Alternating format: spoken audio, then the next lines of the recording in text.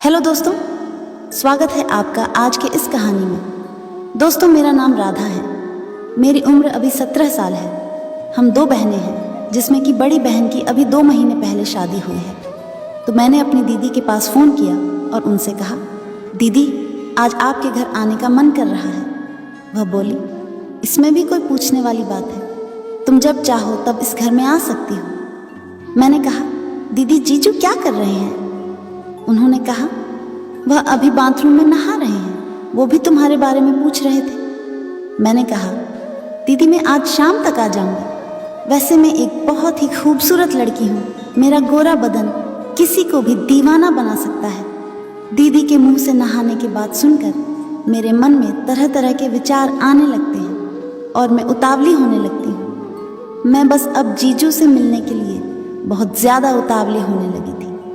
दरअसल मुझे जीजू के पास जाने का मन कर रहा है, तभी दीदी के पास फ़ोन किया है। फिर मैं उनके बारे में सोचते सोचते तैयारी करने लगी। मैं तैयार हो गई और घर से कुछ पैसे लेकर चल दी। दीदी के घर वैसे ज़्यादा दूर नहीं था, फिर भी जाने में थोड़ा समय लग जाता था। मैं दीदी के घर दूसरी बार जा रही हूँ। शाम तक मैं दीदी के घर पहुँच गई। मैंने उनका दरवाज़ा खटखटाया। जीजू बाहर आए। निकाल कर वह मुझे देखते ही पकड़ लिया और अपने सीने से लगा लिया।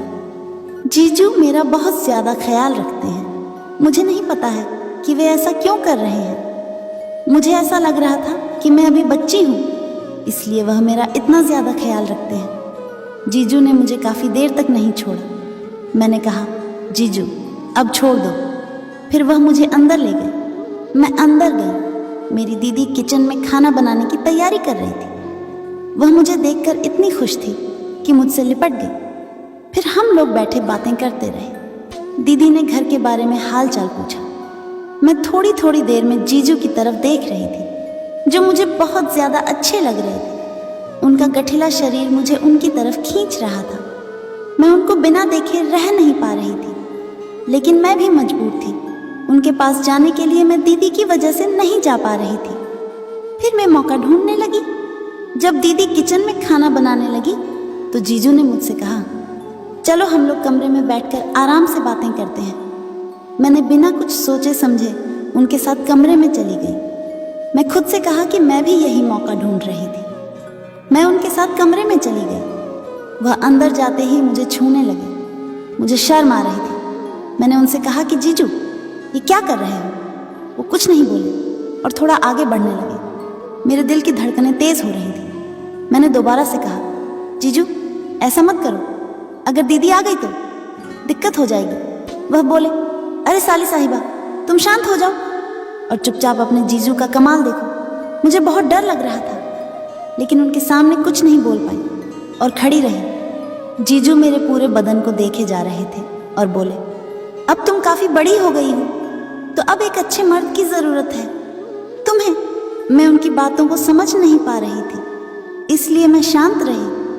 मेरी छाती थोड़ी छोटी थी, तो वह मुझे देखकर थोड़ा निराश हो गया और कहा, यह क्या है?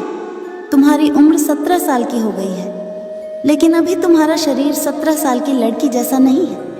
मैंने उनसे थोड़ा बात करने की हिम्मत की। मैंने कहा, जीजा ये सब कैसे होता है?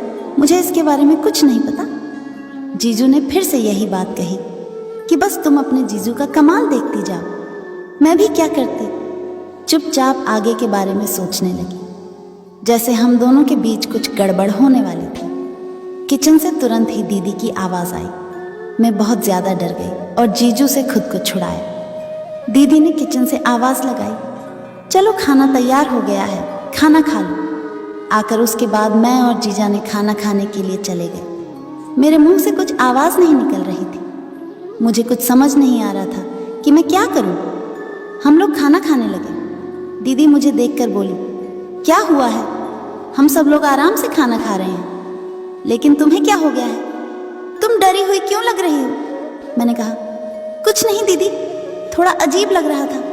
वह बोली, जीजू ने तुम्हारे साथ कुछ किया है क्या? मैंने डरते हुए कहा, नहीं दीदी, ऐसी तो कोई बात नहीं है। फिर भी मेरे चेहरे में डर साफ साफ दिख रही थी। उसके बाद दीदी ने मेरी ओर देखते हुए खाना खाने लगी। मुझे ऐसा लग रहा था कि दीदी को पता चल गया तो बहुत दिक्कत होगी, इसीलिए खाना खाने के बाद मैं तुरंत कमरे में चली गई। रात काफ़ी हो रही थी, लेकिन थोड़ी ही देर बाद दीदी और जीजू की आवाज़ सुनाई दी। मैं कमरे के बाहर आई तो वह दोनों लड़ाई कर रहे थे। मुझे कुछ समझ नहीं आ रहा था कि अचानक इन दोनों के बीच में लड़ाई कैसे शुरू हो गई। मेरी दीदी गले की चैन लाने के लिए जिद कर रही थी। फिर सब लोग कमरे में आ गए। दीदी जीजू से गुस्सा हो गई थी, इसलिए वह बेड पर दूर लेट जाती है और मुझे बीच में लिटा लेते हैं। अब मेरे दिल की धड़कनें फिर से तेज हो गई थीं, क्योंकि मैं जीजू के बिल्कुल करीब आ गई थी। दीदी मेरी दूसरी साइड मुंह करके लेटी थी। मुझे कुछ समझ नहीं आ रहा था और मैं इन दोनों के झगड़े के बीच में नहीं आना चाहती थी, लेकिन फिर भी दीदी के झगड़े की सज़ा मुझे ही मिलने वाली थी। मैं चुपचाप शांत होकर लेटी रही। थोड़ी देर बाद भी जीजू ने कमरे की लाइट बंद कर दी। मैंने सोचा अब तो हम नहीं बच पाएंगे, अब मेरे साथ ही जीजू मस्त वाला क्रिकेट का खेल खेलेंगे। दीदी को भी नींद आ रही थी। लाइट बंद करके लेट गई। जीजू बेड पर लेट गए और तुरंत ही मेरी छाती पर अपना हाथ रख दिया। मैंने उनका हाथ हटाने की कोशिश की, लेकिन कोई फायदा नहीं हुआ। कमरे में एकदम शांत माहौल था। मेरी धड़कन इतनी तेज थी कि मुझे और चीज़ की आवाज़ आराम से सुनाई दे रही थी। उनके ऐसा करने पर मुझे भी अब हल्का हल्का क्रिकेट खेलने का जुनून चढ़ रहा था और मैं उनका साथ देने लगी। मैं धीरे धीरे और भी आगे की तरफ बढ़ने लगी। दीदी भी अब पूरी तरह सो चुकी थी। अब जीजू ने धीरे से क्रिकेट खेलना शुरू कर दिया। मुझे पहले बहुत अजीब लग रहा था, लेकिन मुझ में क्रिकेट का जुनून सवार हो गया था और मैं भी उनका साथ देने लगी थी। जीजू ने अपना एक हाथ मेरे मुंह पर रख लिया ताकि आवाज़ से दीदी की नींद न खुल जाए। इसलिए मैं करती भी क्या, चुपचाप बस क्रिकेट का मज़ा लेने लगी। जीजू मेरे थोड़ी देर में ही हार गए, लेकिन अभी तक मेरे अंदर का भूत शांत नहीं हुआ। लेकिन मैं जीजू से कैसे कहती, इसलिए फिर जीजू कमरे के बाहर गए और हाथ पैर धोकर आ गए और फिर सो गए। मैं भी चुपचाप सो गई। सुबह जब सब लोग उठे तो दीदी फिर से गले की चैन के बारे में बात करने लगी थी। दीदी की बातें सुनकर जीजू ने हाँ कर दिया और शाम को दिलाने के लिए राजी हो गए। फिर दीदी ने नाश्ता बनाया और जीजू ऑफिस चले गए। उनके जाने के बाद दीदी मेरे पास आई और कल शाम के बारे में पूछने लगी। मैंने उन्हें कुछ नहीं बताया, उन्होंने भी कुछ नहीं कहा और फिर वह हंसने लगी। वह मेरी पढ़ाई के बारे में मुझसे पूछने लगी। मेरा ध्यान कहीं और था। उसके बाद दीदी चली गई, किचन में खाना बनाने लगी। मुझे वह चीज़ों के बारे में ख्याल आ रहा था। मैं तरह तरह की बातें सोचने लगी। शाम को 4 बजे जब जीजू आ गए तो वह तुरंत दीदी को लेकर मार्केट चले गए। दीदी ने कहा, तुम भी चलो, तुम घर में अकेली रहोगी क्या? फिर मैं भी उनके साथ चल दिया।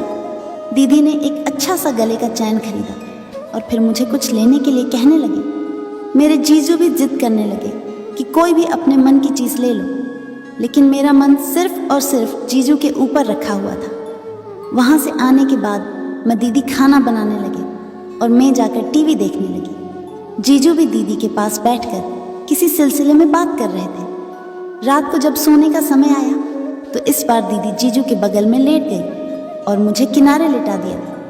मेरे समझ में नहीं आ रहा था कि मैं कैसे जीजू के पास लेटूं, तो मैंने दीदी से कहा, दीदी मैं आप दोनों के बीच में लेटूंगी क्योंकि मुझे डर लग रहा है।